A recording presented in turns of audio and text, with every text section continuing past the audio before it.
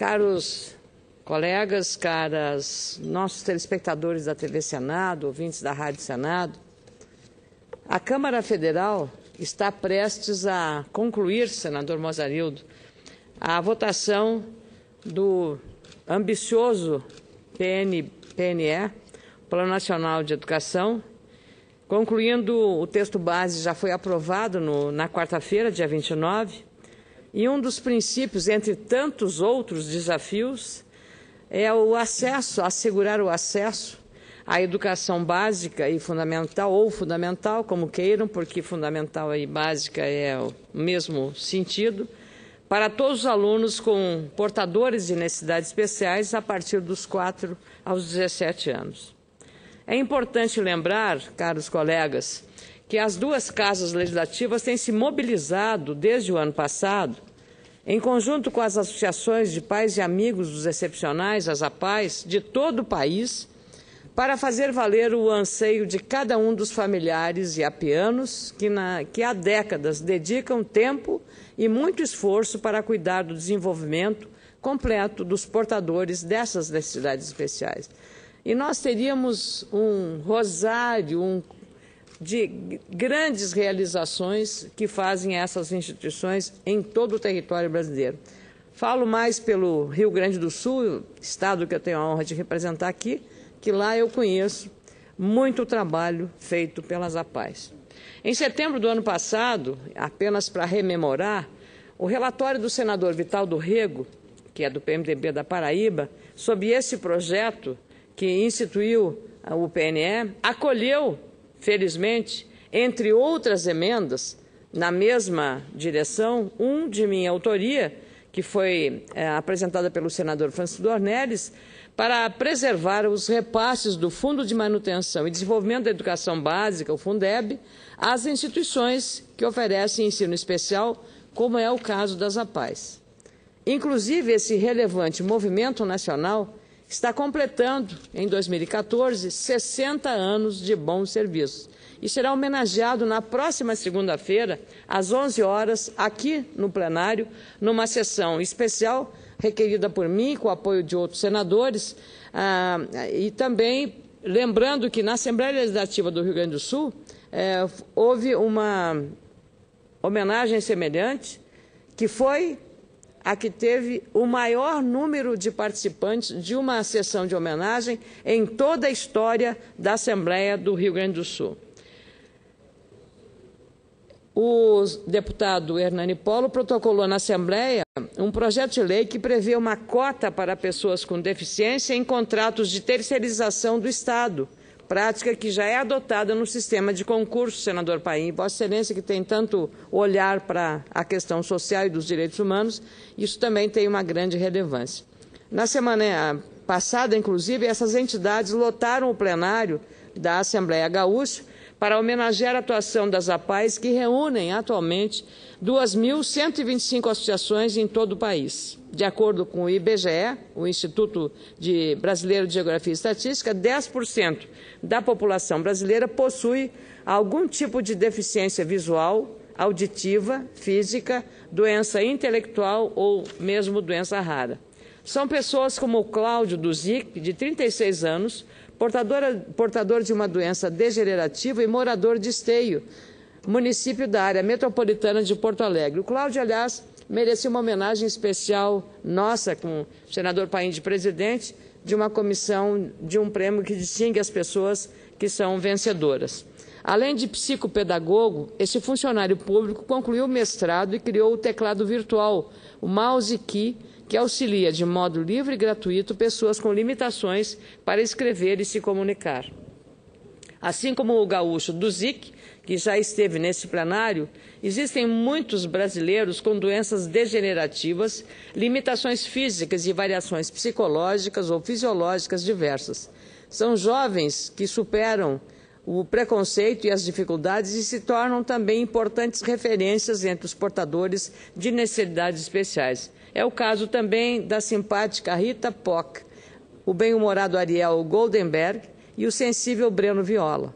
Os três são portadores da síndrome de Down e também têm feito grandes contribuições à sociedade.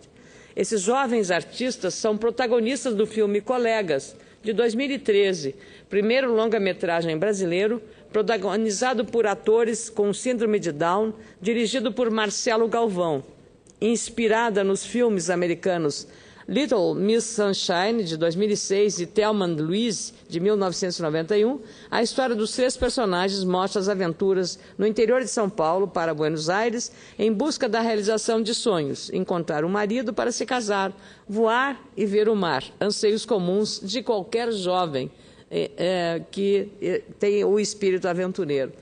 E eu estava aqui no plenário assistindo esses jovens dando depoimentos numa sessão que estava aqui presente o senador Lindbergh Farias, que tem uma filhinha portadora da síndrome de Down, e também o Romário, o deputado Romário, que também, da mesma forma, tem vínculos com isso pelo amor que ele dedica à filha que tem síndrome de Down. E isso é muito importante que nós tenhamos esse olhar. Tanto do Zic, POC, Goldenberg e Viola são exemplos de jovens especiais que dependeram da persistência, dedicação, apoio e amparo dos familiares e amigos, indispensável ao efetivo desenvolvimento das habilidades educacionais, psicossociais e motoras. São também por esses protagonistas da vida real que venho hoje a essa tribuna falar sobre a importância da Câmara Federal concluir o quanto antes a votação de 2 destaques que tratam das responsabilidades do governo, no caso da União, em relação aos gastos com a educação pública. Se o país quiser caminhar em direção aos melhores e mais eficientes modelos de educação que existem no mundo, para o chamado padrão FIFA de qualidade na educação, é importante inovar e avançar com políticas públicas consistentes nessa área. O PNE, relatado na Câmara por Ângelo Vagnoni, do PT do Paraná, é indispensável marco legal porque estabelece as metas que governo, estados e municípios devem atingir em 10 anos, como, por exemplo, triplicar as matrículas de educação profissional técnica de nível médio e oferecer escolas em tempo integral para, no mínimo, 25% dos alunos na educação básica. Esse projeto, que foi um dos temas mais citados nos protestos de junho de 2013, é o que prevê, por exemplo, o investimento de 10% do PIB, o Produto Interno Bruto, em educação pública. O texto prevê ainda que entrem nessa conta recursos para parcerias público-privadas, como o Programa Universidade para Todos, ProUni, e o Fundo de Financiamento Estudantil, o FIES. Essa versão é defendida pelo governo e pelas entidades mantenedoras de instituições de ensino, inclusive de igrejas. Posso falar também em relação ao Rio Grande do Sul e a outro estado vizinho, Santa Catarina, onde as chamadas universidades comunitárias têm um papel extremamente relevante no ensino superior. E, por isso, relevante a questão não só do FIES, mas também em relação ao ProUni.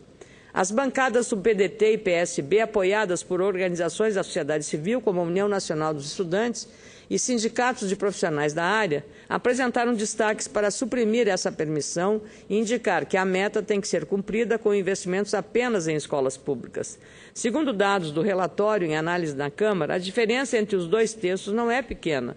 Se o poder público tivesse que gastar 10% do PIB em educação pública em 2012, o setor teria recebido 81% a mais da União, estados e municípios, um total de 198,1 bilhões de reais. Se nesta conta entrassem também gastos indiretos, como parcerias com instituições privadas, filantrópicas ou empréstimos subsidiados, poderiam ser descontados 39,6 bilhões de reais. Vale lembrar que, em 9 de abril, solicitei uma audiência pública em conjunto com os senadores Ciro Miranda e Cristóvão Buarque para ouvir o ministro da Educação, Henrique Paim, na Comissão de Educação, Cultura e Esporte do Senado. Naquele momento, ficou claro que o índice de evasão escolar e o índice de reprovação no ensino médio brasileiro, cuja responsabilidade é dos estados, é um desafio para o governo federal e para os governos estaduais e também uma das etapas mais problemáticas da política educacional brasileira. Uma das apostas para reverter essa preocupante situação é o Pacto Nacional pelo Ensino Médio, que envolve uma série de ações com as secretarias de educação dos estados, focadas na melhoria e na formação dos professores e coordenadores pedagógicos. Entre as metas, segundo o Ministério da Educação, está o incremento de indicadores de proficiência em matemática, português e ciências. Naquela oportunidade, o ministro Henrique Paim informou que todos os 26 estados brasileiros e o Distrito Federal já aderiram a este programa. Como reconheceu o próprio ministro, existe uma unanimidade no Brasil de que é preciso melhorar a qualidade e a inclusão. Logo no primeiro ano do ensino médio, o índice de reprovação é de 30%, fator que está relacionado também à evasão escolar. De 1997 para cá, foram incluídos 5 milhões de estudantes, segundo dados do governo federal. É preciso, nesse momento, que essa inserção ocorra com muita qualidade. Por isso, a importância de olharmos para o futuro e para modelos educacionais eficientes. A revista Época publicou na edição da semana passada uma reportagem especial sobre como seria o Brasil dos sonhos nos próximos 16 anos, ou seja, pensar a longo prazo.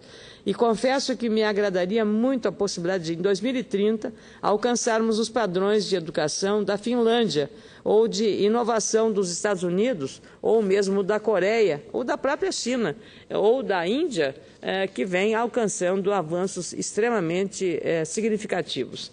Eu teria muito orgulho de ler, por exemplo, a seguinte notícia: alunos da rede pública têm bom ensino em todo o país e a valorização dos professores chega à melhor fase. Ou ainda, Brasil salta da 64ª posição do Índice Global de Inovação, publicada pela Organização de Propriedade Intelectual em 2014, para 15ª em 2030. Entretanto, essa é a atual fase da educação brasileira. Não é esse o desempenho. Um professor iniciante da Finlândia ganha aproximadamente um salário de R$ 7.800. Já um profissional brasileiro recebe R$ 1.697. Enquanto na Finlândia 100% dos professores têm educação superior para dar aula ao ensino médio, no Brasil esse percentual é de 78,5%. Na Finlândia, 4% dos alunos são reprovados no ensino básico. No Brasil, 36% não conseguem ser aprovados na mesma fase escolar. Enquanto 12% dos alunos finlandeses tiram notas baixas em matemática, essa queda de desempenho na mesma matéria ocorre entre 67% dos alunos aqui no Brasil. O Brasil oferece atualmente apenas um tipo de ensino para os jovens, voltado para o vestibular. Hoje, felizmente, já está saindo de moda, com um currículo pouco atraente e uma evasão escolar muito elevada. Isso afeta os processos de inovação no país. Lamentavelmente, os índices de produtividade do trabalhador brasileiro estão estagnados há 50 anos. É preciso pensar também, senador Paim, porque a escola que nós frequentamos, o senador Mozarildo frequentou, o senhor, eu, essa escola não pode mais sobreviver hoje. É a escola da lousa ou do quadro negro, como se diz no Rio Grande do Sul. Hoje os meninos, com um celular na mão, têm acesso a um volume de informações e se o professor não estiver inserido nesse contexto, que era a expressão usada nos anos 80, se ele não estiver inserido nessa inovação tecnológica, para que a aula seja atraente para o aluno, a evasão só vai aumentar, porque ele tem informação fora da sala de aula, apenas acessando o Google no seu celular, ou a internet, ou outra forma de acesso à informação. Por isso, se não houver uma mudança, uma quebra de paradigmas total, não só na valorização dos professores, mas, sobretudo, na participação efetiva dos pais no processo, na presença deles lá dentro da sala de aula. Na sexta-feira, aqui, o senador Cristóvão, com muita propriedade, falou muito de uma contrapartida básica, mínima, de cada mês, uma vez por mês, os pais das famílias que recebem o Bolsa Família fossem à escola verificar como é que está o comportamento e o desempenho do seu filho. Mas nem isso foi aceito nessa alteração que se pretende. Por isso a importância de ações propositivas nas escolas infantis para melhorar o desempenho futuro. Já estou terminando, senador Paim. dos 2 municípios do meu estado. O município de Sarandi e o município de Canela, por exemplo, buscam qualificar a educação com investimentos em creches. No mês passado, estive em Canela, administrada pelo prefeito Cléo Porte, e conheci um projeto sobre parceria público-privada para abrir a oportunidade de creches e a transformação de casas residenciais em escolinhas com recursos próprios da prefeitura. Esse trabalho tem sido desenvolvido pela Associação Educacional Cidade das Flores, entidade sem fins lucrativos que obteve o direito de oferecer vagas de educação infantil. E tudo isso feito com assessoria do próprio Ministério Público no município de Canela. 2 escolas, Jardim das Hortênsias e Evaldo Porte, têm 226 crianças matriculadas. Uma nova instituição de ensino está prevista para o mês de junho. Já em Sarandi, onde o prefeito Paulo Casper é também do meu partido, vi de perto que a jornada nas creches já é maior do que em muitos dos outros municípios brasileiros. As crianças têm aulas nos 12, ou têm assistência, porque tem uns de 6 meses a 6 anos, tem assistência e também aulas nos 12 meses por ano e ficam nos 2 turnos na creche, tempo integral. De janeiro a dezembro, senador Mosaico. Portanto, os pais que trabalham e as mães operárias, porque lá em Sarandi há uma grande diversidade econômica, muitas fábricas de calçados, setor também da indústria de móveis, então essas mães têm a tranquilidade de estarem trabalhando e as crianças estarem muito bem cuidadas. Elas têm mais uma segurança e uma tranquilidade aos pais que precisam trabalhar o dia inteiro. Precisamos, portanto, da construção de mais escolas de educação infantil e o efetivo apoio aos municípios para os custeios da educação. Os avanços precisam ocorrer também no ensino médio. O presidente do Tribunal de Contas do meu estado, o Rio Grande do Sul, César Miola, que esteve em março no meu gabinete, mostrou um estudo revelador. No Brasil, há um déficit de 32,7 mil professores, especialmente nas áreas de física, química, biologia e sociologia. O mesmo estudo também constatou que 61 mil professores se encontram fora das salas de aula, 40 mil exercendo atividades administrativas, 5 mil cedidos a órgãos públicos sem qualquer relação com a área educacional e 16 mil em outros tipos de afastamento. Ao todo, foram visitadas 580 escolas municipais e estaduais e as auditorias foram realizadas com a colaboração dos tribunais de contas dos estados e também do Distrito Federal. No ensino superior, também são necessários novos programas e novos investimentos. É preciso concluir, por exemplo, o processo de implantação do curso de medicina em Ijuí, na região noroeste do Rio Grande do Sul. A cidade já foi aprovada no edital e aguarda a conclusão das visitas técnicas para que a infraestrutura de educação seja ampliada. Enfim, se quisermos alcançar padrões ótimos em nossa educação, será preciso acreditar mais no futuro e agir no presente. Concluir a votação do PNE, que incluiu políticas para os portadores de necessidades especiais, é, portanto, a melhor maneira de tornar a educação do país mais eficiente, mais moderna e uma verdadeira prioridade. E eu aproveito para convidar a todos aqui, senadores, que na próxima segunda-feira, às 11 horas, a sessão especial será para homenagear os 60 anos que as APAES têm de atividades relevantes e exemplares em nosso país. Muito obrigada, senhor presidente.